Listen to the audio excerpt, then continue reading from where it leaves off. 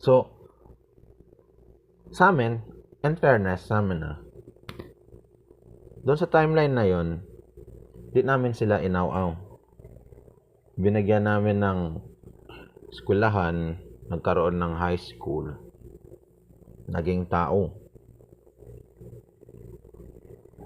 Pero nung iba na ang umupo, nagkalit-silit siyang mundo.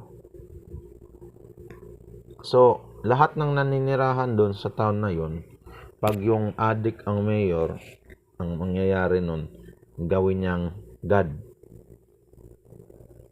Sa tukil niya, patay. Yung iba, gagawin niyang, kasi nga God Hindi yan literal na God natural na tao yan na pag inactivate ng gobyerno, psyong, ganyan ang mangyayari. Kapag ganyan yung